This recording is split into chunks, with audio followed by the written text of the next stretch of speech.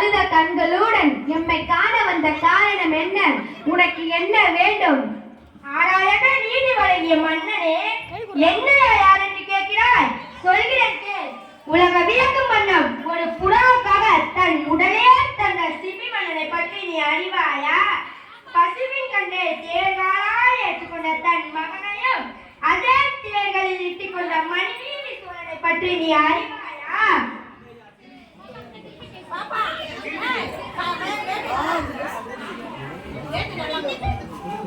பெண்ணே, நான் கேட்ட வினாவுக்கு நீ இன்னும் பதில் கூறவில்லை.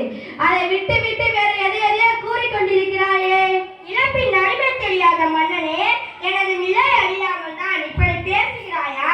நான் இதுவரை கூறிய பெருமைமிக்க சோழ மன்னர்கள் வாழ்ந்தார் புகாநகர் மாசத்துவான் என்பவரின் மகனாகிய கோவலனும் கோவலனின் மனைவி எனது பெயர் கண்ணகி.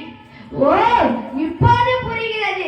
அந்த கல்வன் கோவலனின் மனைவியா நீ? நிறுத்து மன்னா, என் கணவனை கொள்வதற்கு உனக்கு எந்த தகுதியும் இல்லை.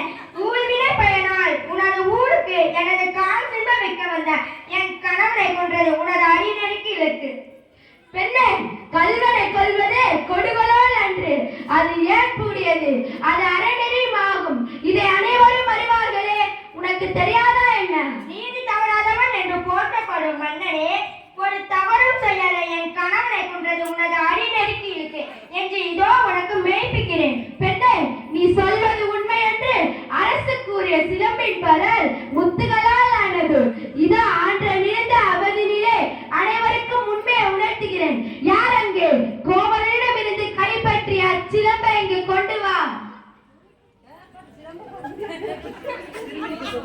பெண்ணே, இதோ உன் கணவன்.